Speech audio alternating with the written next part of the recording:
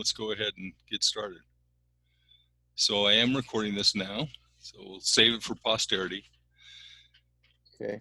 So the usual questions. Rob, how'd you get into this business? I started a long time ago. I'm from California. I grew up in a place called Dana Point. It's Southern California.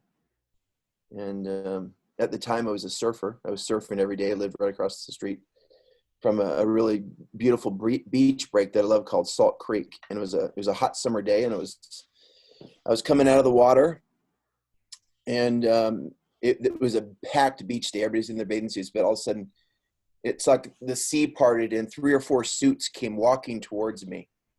And I was like kind of thrown off, and they started talking to me. We'll come to find out pretty quickly. It was a director and a producer and some other people from Coca-Cola, and they wanted me to do a commercial.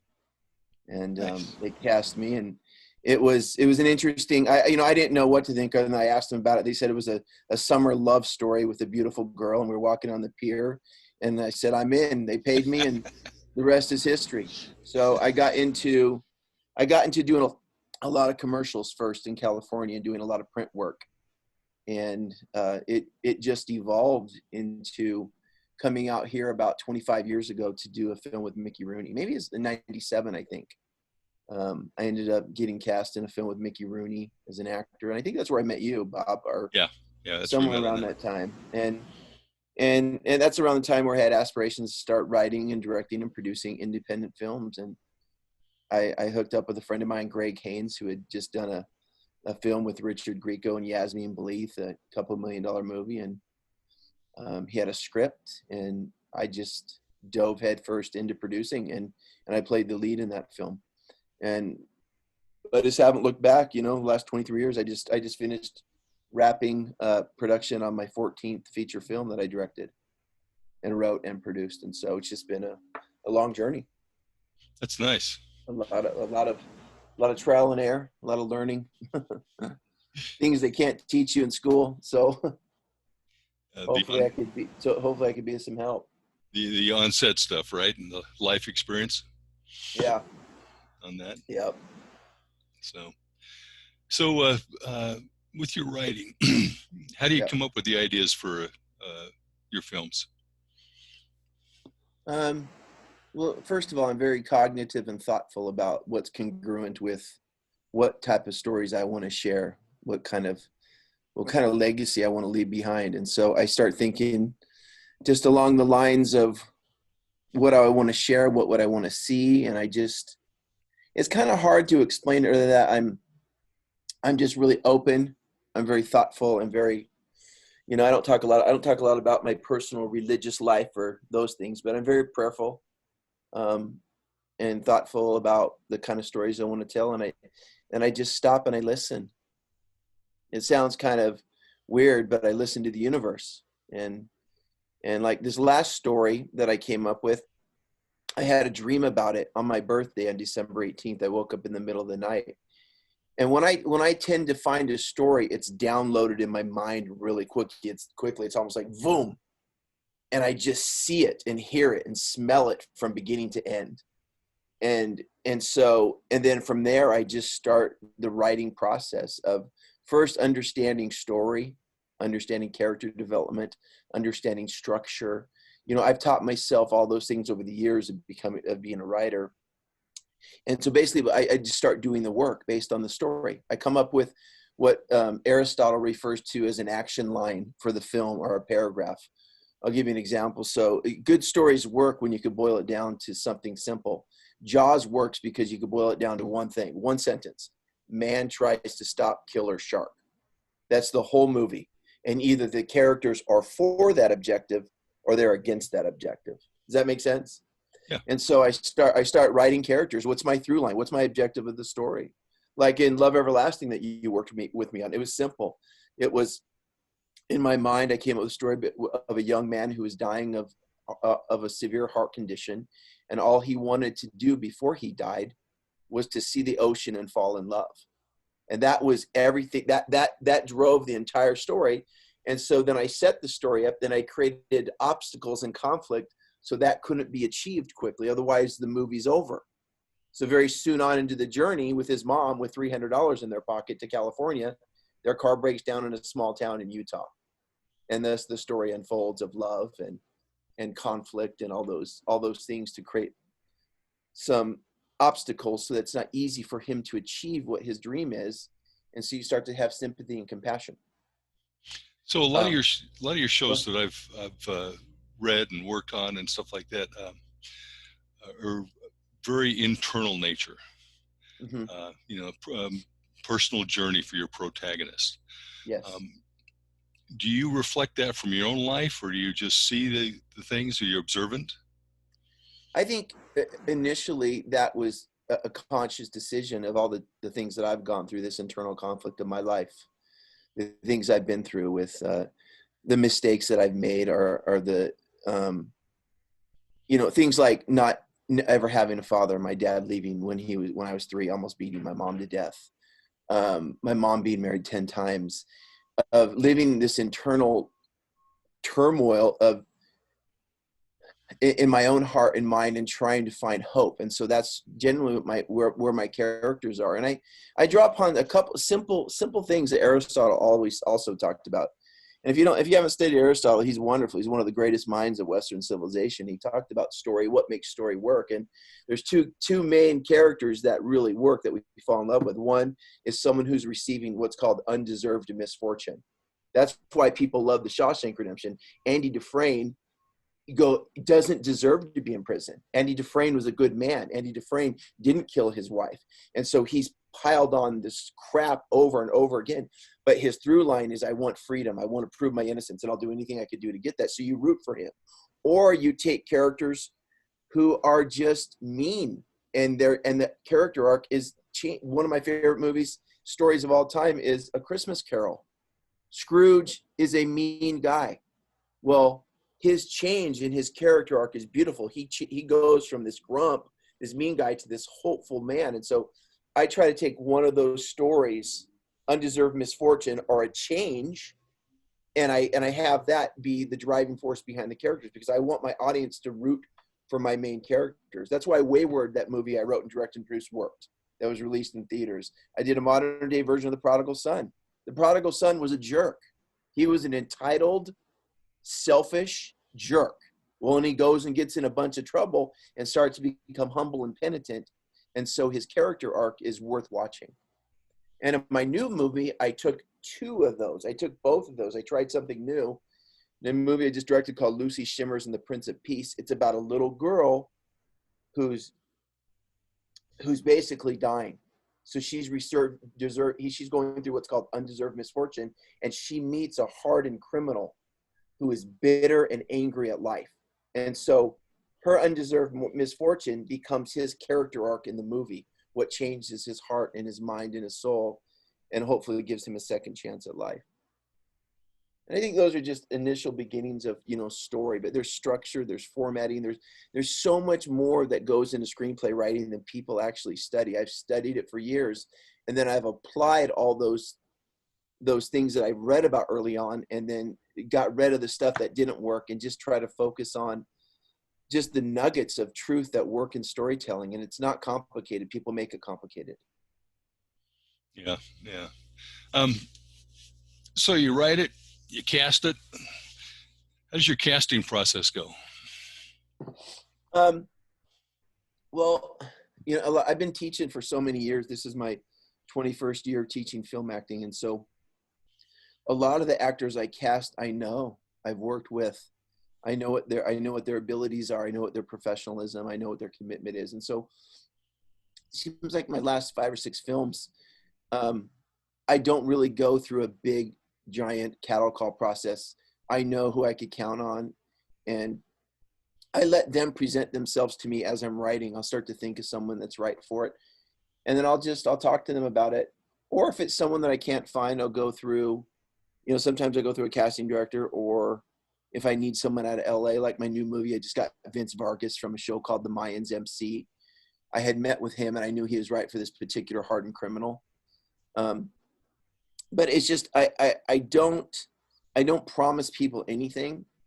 I wait till the script's done, and then I try to cast the right person for the right part. A lot of independent filmmakers make mistakes. They make promises to friends, and the friends aren't very good, and they're not right for the part. So I tell filmmakers, just wait till you're finished with it. Have people in mind, and then cast who's right for the part, cast who's available, cast who you could afford. But they always got to be right for the part. And sometimes that's instinctual, and sometimes that comes from just experience. You know, I've made bad casting decisions before early on in my films, that I promised people that weren't right for it because I got all excited and ahead of myself. I haven't done that for many, many, many years. Casting's critical. Yeah, you got right people, right relationships. Yeah. Okay, talk a little bit about your directing process. What do you go through? Directing is a very unique art. I'm mostly what people would call an actor's director. I'm very emotionally tethered to, one, the material, and two, the actor, trying to create a safe place for them to explore the truth. And I think a lot of that came from me teaching for so many years. Is I speak actor. I'm an actor myself, and so when I'm trying to get a particular performance, I try to create a safe place for them to explore. Two, never give them a line reading. A lot of amateurs, and a line reading would be, okay, cut. Okay, here's how you have to say it, and say it for them. Once a director's done that, I've raped them of their emotional freedom and their creativity. I'll try to articulate it in a way that inspires them to think or feel or come up with that particular emotion that I'm looking to convey. And that can only come to me from it if you've done it, if you've been in the ring with actors. As a matter of fact, I got a new student who is an up-and-coming director, and he did his first short film, and he realized, I don't know how to talk to actors. So he's taking an acting class from me, and I think that's brilliant. So I'm looking for an actor that convey a particular truth in that character, and that's where casting comes in. So being an actor's director initially, I've gotten good with the technical stuff. I could shoot an entire movie now by myself. I understand cinematography, I understand lighting, I understand sound, but I started out with really understanding the actor's journey. Because at the end of the day, if you don't have a good actor, I don't care how good of a script you have. If you don't have a good actor conveying the truth in that script, you have nothing. You have nothing. And so I don't even care how well it's written. I mean, take Shakespeare, some of the most eloquent dialogue ever written. You put bad acting behind Shakespeare, and I'd rather someone put bamboo under my fingernails. It's that painful. But when you take an actor that is feeling the emotion that's associated with that eloquent dialogue, there's nothing better to listen to. So to me, the best directors in the world are actors directors. Like my favorites are like Clint Eastwood, Ron Howard, Mel Gibson, and what they all have in common, they're all brilliant actors. So they understand that actor's journey, and then they surround themselves with the technical pieces: a good cinematographer, a good gaffer, good sound, et cetera, et cetera, et cetera. Yeah. What about your crew? People you work with have a long list. What do you find them? Crew is really critical. Crew is as important as cast, and so I don't know if I understood that early on in my career. Going back 20 years, I was so focused on the story and the actors, and so meeting people like people who are really savvy in front of the camera and behind the camera, trying to surround myself with people who are better at me in that particular area. And so I've developed really good relationships over the years with people who I like to work with. They're very gifted at what they do. So in my new film, I brought my favorite cinematographer in from LA, Lars Lindstrom. He shot over 25 features. When we worked on our Love Everlasting, I think that was only his fourth feature. He's become one of the most sought after cinematographers now in LA. And I just like his look. I like his visual look, and I like how he works with me with my vision. And he'll talk to me, we went around to all the locations before this film. We talked about each scene, what I thought. And then he listens to me, and then he brings his own interpretation. So it's critical. A cinematographer, good sound, good lighting guys, you know, it's all critical. And people who, I like to work with people who want to be there, that don't have a sense of entitlement, um, that are one passionate about it, because it's called show business. So there's the business side, I understand, and then there's the show side of it. So I try to hire really creative, business minded people, those two together, and then you tend to work well together. If you're getting someone that's just, hey, I'm only doing this for the money, I don't care what we're shooting, I don't like that person. I want someone to be vested in my story. So I send my story out to people, and I see what the response is. Even sound guys, I want to know, do they even want to be a part of the type of film I'm making? So, So you're because pretty. as an independent filmmaker, you know, I'm doing so many things.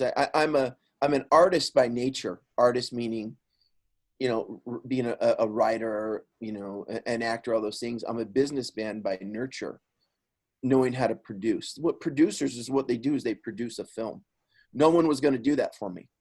And I realized that early on, is that one, I didn't want to work in Hollywood. I wanted to have my own voice. So I needed to learn through trial and error what a producer does. And what a producer does is they make a film happen. From what I teach, something called from concept to screen. The very idea, you talked earlier about an idea. Well, how did I come up with an idea? That's part of the creative process. And the business side, I had to come up with a good idea. I have to write the script, which takes months and months. I have to create a business plan. I have to raise money. I have to create LLCs there for the business. There's contracts. Way before casting even starts, all these pieces come together from a producer's point of view.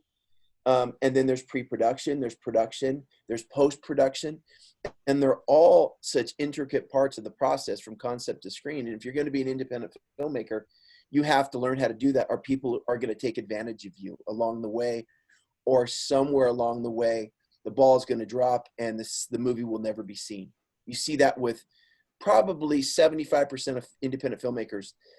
Somewhere along the way, the process disintegrates out of lack of knowledge or being taken advantage of, and the film never sees the light of day.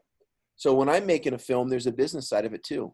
Part of that concept coming with an idea is my idea marketable according to the type of films I want to get out there? And so I've developed relationships with distributors in the mainstream market, in the foreign market, in the Christian market, and the LDS market. And so my films, I try to cover all those bases. And so I put thought into that from the initial idea. Can I market this film? Because early on, me being the creative artist, I was like, hey, everybody's going to love what I do. I'm an artist. Well, no, they don't. They don't. Not everybody. There's got to be, unless you have mommy and daddy's money to waste. Part of my process is when I take an investor's money, I take that as seriously as I write the script. That's someone's hard-earned dollar, you know? So anyway, so many things to cover. Oh yeah, and just skimming the surface. Just skimming the surface, you know. As So you how know. about the post-production, your editing process? I try to hire someone who is not just good at assembly or a rough cut, you know, according to the script, that but also understands emotional editing too. They understand performance. So I have a couple editors that I work with. I've worked with Sam Bauer out of LA, who cut Donnie Darko and some other bigger films. And I work with Bradley Olson a lot here because they're not just assembly editors, meaning, okay, I'm going to read the script, I'm going to do a master, do a medium here, come in a close up, blah, blah. They're looking for performance based on my script notes. And so in the editing process, like this film I just edited, I had my editor was DIT on set, so he would come get the footage every day. We'd transfer hard drives, and so within 2 days of finishing this film, I had a rough cut of the entire movie. And then from there, the work started. So because of, obviously, and even if it wasn't, you know, the pandemic we're dealing with right now, I'd still do it this way. We work on something called Frame.io, where he can post my movie, or she, whoever's editing, and I could go in there and I could make notes. And right when I make that note, it will go to the exact moment. So the editor now, when they're editing, they could just click on that note and it'll take them to that scene with what I'm talking about. And so in a month's time, we worked on, I think, six versions of this until 2 days ago, we locked the picture. And now it's locking the picture. Some of your students don't know is simply just getting the edit that I want. And now it's going on. It just went today. It went to my colorist in Los Angeles. It went to my composer here in West Jordan. It went to my final sound mix guy in Idaho. You know him, Troy Hinckley. Yeah, that's right. He's doing my final sound mix. And then also my editor is working with me on all the titles. I wanted some kind of unique titles for this. And so it's off in 4 different places now. And then when all of the post is done, it'll come down to a final sound mix, and I will, how it usually works, I'll go down and spend 3 days with my sound mixer and go through all the levels and any tweaks of sound effects or Foley, dialogue editing, all that stuff. And then from there, I'll have my movie ready. And then now that the movie's ready, I already have 4 or 5 distribution companies waiting to see it. And I planted that seed based on an idea before I wrote it. I called these people and said, hey, they've distributed my movies. What do you think about this? Oh, I love it. Or, you know, getting advice from them on the script. And so people are ready to see it. So my goal is to get a 2020 Christmas release on a bunch of platforms, potentially a theatrical release if limited, if you know the country's open by then. I think it will, but you never know. But if not, streaming, like I've been talking to a bunch of my distributors who have my films out, and streaming numbers are way up. And so, you know, it's a good time to be a filmmaker, indie filmmaker. So you said you have no desires of going to LA. Never really have. I don't, I've been, dazzled by them before with certain projects or whatever. And not that I'm against LA. I've really enjoyed being an independent filmmaker.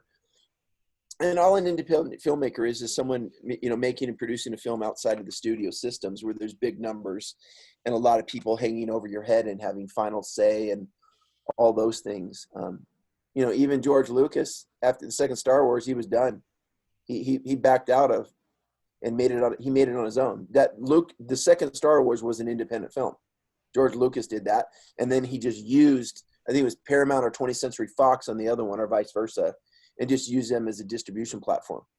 Yeah. And the reason he did that, it's a great documentary on Disney. I forget the name of it, about George Lucas and the making of Star Wars. You want to talk about an incredible human being and having vision and foreseeing a project that no one believed in and seeing it through, and all the painful things that went through in production. When I watched this, I was going, oh my gosh, the only way anybody would understand this is if they'd been in the trenches of making a film. And it's hard to comprehend when you're in there, you've written it, you've directed it, you've produced it, you've raised the money, and no one knows the pressure you're under to get it done in a certain time. Even on the smaller budget films I make, it's the same stress.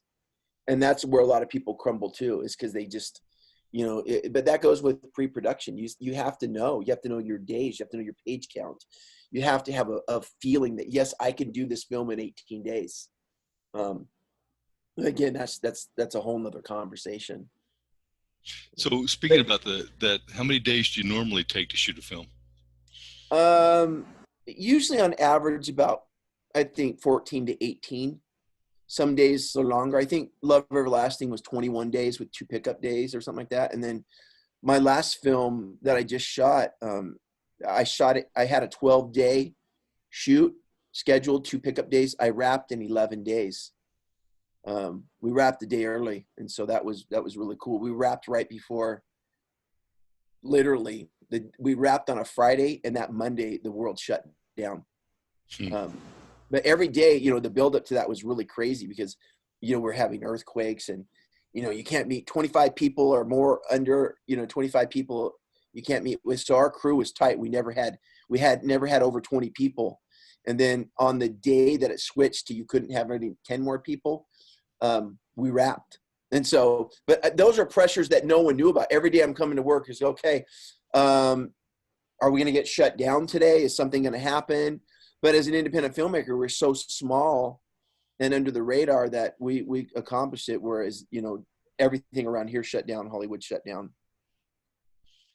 Do you think But there's? Go ahead. go ahead. Oh, No, go ahead. I was just say, do you think being an independent filmmaker, you have a lot of advantages that studios don't have or don't give you? I think I have some creative advantages, and um, by the choices I make and the type of films I want to make. I think some of the disadvantages is I've learned to work on micro budgets, whereas Hollywood, I think some of the advantages are they have so much money, it's ridiculous. So if something happens and someone gets sick for a week, oh well, we'll pick back up. Whereas an independent film, someone gets sick for a week, there's possibility that film's not going to be finished because my cinematographer has to head back to LA, or I have to be creative and film it a month later. And so I think they have both their advantages. Like I said, it's not that I don't like Hollywood. I just work really well being in charge of everything. From, like I said, from concept to screen. I've been hired many times to go direct someone else's project or whatever, but I'm just really happy with how my career has gone and what I see for the future. Not that I wouldn't do a Hollywood film, but it would have to be according to my standards, or I would like it. Long story short, I had an opportunity to direct a bigger budget film after Love Everlasting, and it was going. It was in the millions, and it got sideways pretty quickly creatively, and I saw that. And so instead of fighting and bucking the system and knowing that for 2 years I'm going to be locked into this one movie dealing with a bunch of different people's opinions, I backed out. And I didn't make a big stink out of it. And it was a big payday for me. Hmm. But I backed out, and I had another project, and I slid right into that. And so I just think it'd have to depend on the project if I decided to do something that was bankrolled by a studio. Yeah. And if it never happens, I don't care, because we live in an independent film world. Most films are independently made now. Hollywood no longer has a stronghold on movies. They can't. I mean, you got the digital revolution has changed that. The platforms where they need product have changed. And so, of course, Hollywood's still going to make the big Batmans and all those stuff, but so many other films are coming out, and there's a need for good independent. I think good independent filmmaking is good business. There's tons of platforms for it, but again, it still has to be done right, and Yeah. that's the hardest part. Is how do you teach some of these young creative minds the process of getting a film made? And that's where you come in, or guys like me come in, where we've been in the trenches and try to help some of these young, gifted, talented minds see the business side of it and know that there's a way for their material, their films, to be, one, to be made, and two, to get distributed. Because it's not enough for me that a film's made. I need eyeballs on my movies. So You want to reach out and touch people then? yeah, and everybody has a different reason why they make films, but I get messages all the time from all over the world on films that I made 10, 12 years ago, and someone saw it in some other country and thanked me for it. I mean, That's cool. that it's cool. That's about it's an amazing thing. And so films have the ability now with the digital platforms to be seen all over the globe. So, So we have about 5 minutes left. yeah. Let's open it up for any questions you guys have. And go. Mm-hmm. Got a lot of, some of the speakers are on cross. I can't hear them. Should I undo some of them? No. They have to do that. Okay. Yeah. Adam Moss. Um, well, I didn't really have a particular question in mind. I feel like you answered a lot of questions I would have had. Good. But yeah, I mean, I'm one of many students that is also looking to be a writer and director, and I really appreciate any advice you have on getting yourself out there and trying to find ways to be able to get your films made. Yeah, those are that's Well, my advice on that is one, to, I always instill in people, understand, one, your voice is important, to believe in yourself. That I think people want to be actors and writers and directors and producers because they have a voice, they have something to say. So one, believe in yourself, that what you have to say is important, and be true to that. Be true. Don't make something that you don't want to make. Make something that feels good inside, that's congruent with what you want to do. And no one can judge that. I make the films I want to make, and I'm not here to judge what other people want to make. I just try to be true to what I want to put out in the world. And I think that gives you a vision, that gives you a scope, that gives you something to work towards. So one, say what you want to say. Two, get it written, or have someone that knows how to write it. And three, don't be scared. Fear paralyzes people from accomplishing. And you live in a great time to be a filmmaker and a storyteller. All around you, you have access to all the tools. Whereas before, Hollywood had control over that. I mean, shooting on 35 millimeter film was really, really, really expensive, not just for the film itself, but for cameras. I mean, you could shoot a film on an iPhone, get some anamorphic lenses on there and shoot a film. I shoot, I'm pretty particular. I like to shoot on Arri. That's my favorite camera. Like my new film, I just shot on the Arri Alexa Mini with anamorphic lenses.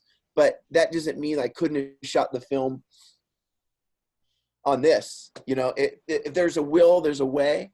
And just talk to people, create the story, and create a budget. Well, how much is the camera going to cost? How much is cinematographer going to cost? How much is sound going to cost? You've got people surrounding you, usually at schools. Schools usually now have some amazing equipment. And then just see the project through from beginning to end. But that comes with pre-production. There's a lot of thought that I take into doing that, so that when I'm filming for those 2 or 3 weeks, I've already gone through most of the scenarios that I feel like could stop me. Does that make sense? A lot of people don't do that. They don't take time for pre-production.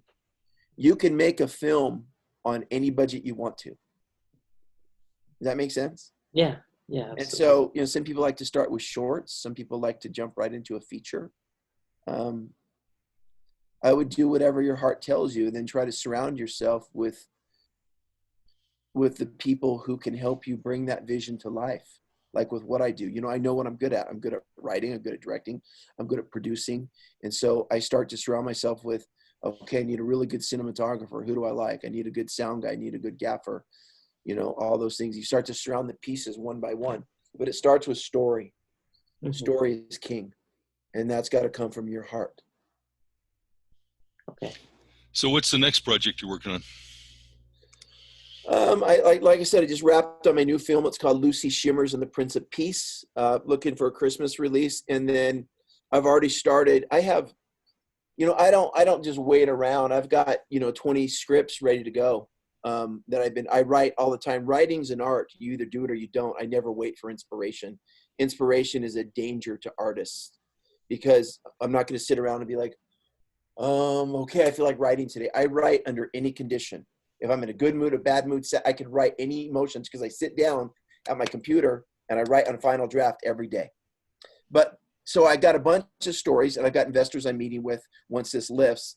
I've got a bunch of movies ready to go of all genres. And then I'm working on a new script that I'm really excited about called Every Ounce.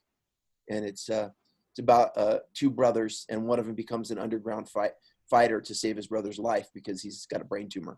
Super cool. So Very neat. I'm pumped on it. But Okay. I always write. Like I said, I don't wait around. I don't, I'm always writing. So you're always doing something to Never keep you going. stopping. Yeah. I take 1 day a week and I rest. I set everything aside. But as a creator, I'm either writing something, I'm in the editing process.